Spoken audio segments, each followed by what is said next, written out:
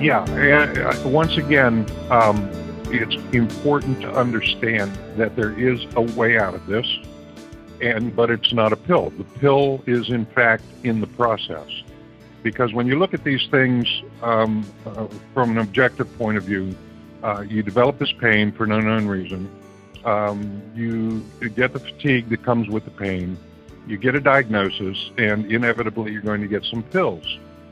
And the pills, in fact, contribute to the exaggeration of the symptoms, number one, but the pills also, all medications are chelated or manufactured with a thin layer of metal, which surrounds the medication. And the reason for that is because when you take anything in orally, it has to go through the stomach. And when the stomach perceives the presence of a substance, it begins to secrete hydrochloric acid, which is very, very acidic, a pH of 1 to 3 on a scale of 1 to 14, with 14 being the least corrosive and 1 being the most corrosive.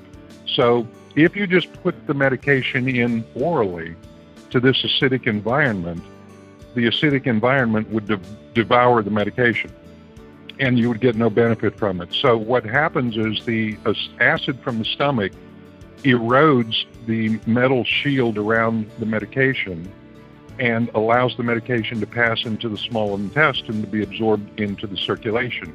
Now, the downside is that heavy metal is very corrosive. It's very heavy in terms of relative to the biological fluid, and it's very difficult for the body to metabolize it and get it out of the body. So it tends to drift to the lowest point in the biological fluid. And when it does that, it drifts inside the cell into an organism that's present in every cell in the body except red blood cells, called the mitochondria. And the sole function of this organism is to create energy. And so this mechanism is what regulates your internal or your cellular metabolism. However, once the heavy metal from the medication, the cell in electron transport chain, which is a conversion unit for converting raw materials into energy, the heavy metal lodges inside this mechanism, and it interrupts and in fact corrupts the ability of the body to convert nutrients into usable energy, thereby shutting down your metabolism and causing you to gain weight.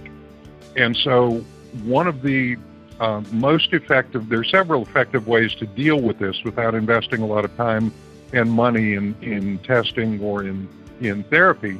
One of them is dry brushing the skin, because the skin is actually the third kidney.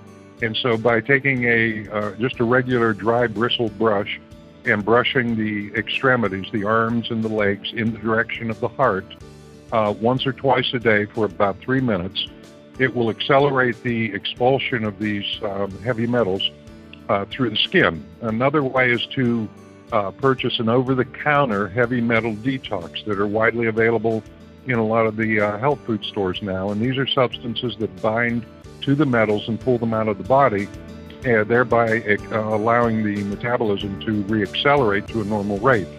The next stage in the process is obviously activity. The more activity that you can perform despite the fatigue on a more regular basis, the more demand for energy is going to be created, and the more calories you're going to burn from the fat that's been stored as a source of energy, because you don't have access to the energy-producing mechanisms in the body.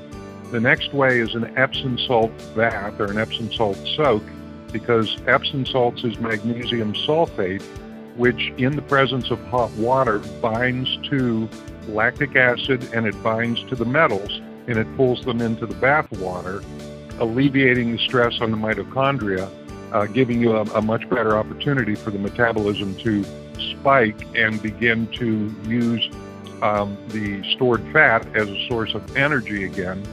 And then, of course, there's the deep breathing, which also, if you do 25 cycles of deep breathing, morning and evening, will accelerate the metabolism.